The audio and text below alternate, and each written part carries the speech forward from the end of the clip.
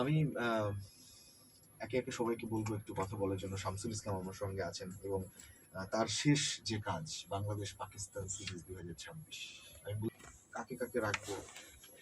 শামসুল ইসলাম নাম বললেন, তার কামরুজ্জামান ছিলেন, আরো ছিলেন, পূর্ণ ছিলেন, পারভেজ ছিলেন, আনোয়ারুল্লাহ কমেন্ট করেছেন।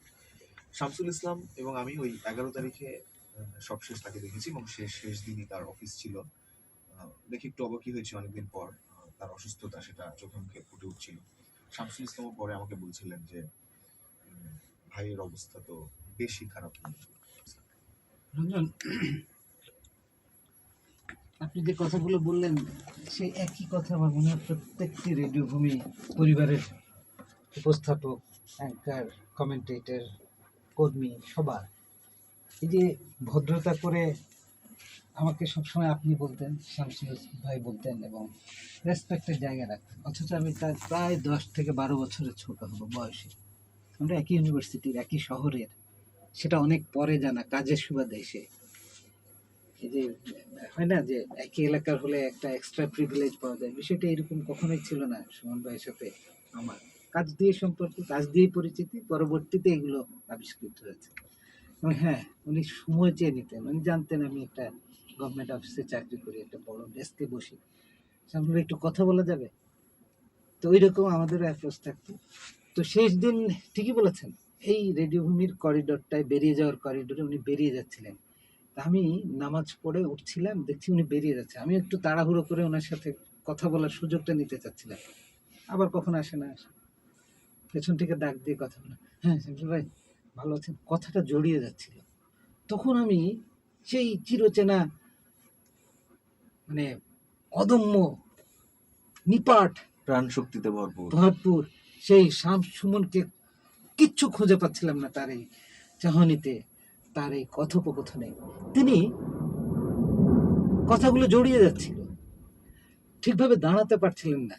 বললেন, 2 দিন আগে রিক্সা থেকে পড়ে গিয়েছিলাম ভাই, কোমরে নিতম্বের এই দিকটায় ব্যথা পেয়েছি, ঠিক মতো দাঁড়াতে পারছি না, হাঁটতে পারছি না। আমি বললাম, বলেন কি, ডাক্তার দেখাননি, এক্সরে, ফ্র্যাকচার এরকম কিছু হয়েছে কিনা? চোখ মুখগুলো সব ফুলে গেছে, মানে একজন অসুস্থ, গভীর অসুস্থ লোকের যা হয়। তখনই আমার কেন জানি মনে হয়েছিল এই লোকটা ভীষণ অসুস্থ, ভীষণ। এতদিনে মানে বিগত 6 মাস 8 মাস হয়তো দেখাই হয়নি আমাদের, কাজ যেহেতু ছিল না। তো এইরকম একটা মানুষ, কাজ পাগল মানুষ। ভূমিতে ওয়ার্কিং আওয়ার তার শুরু হতো সকাল 10টা থেকে 11টার মধ্যে, ফিনিশিং আওয়ার কখন আমরা ঠিক জানতাম না। আমরা সবাই চলে গেছি, তারপরেও তিনি আছেন, পুরো দোকান বন্ধ করে দিয়ে তারপর যেতে হবে।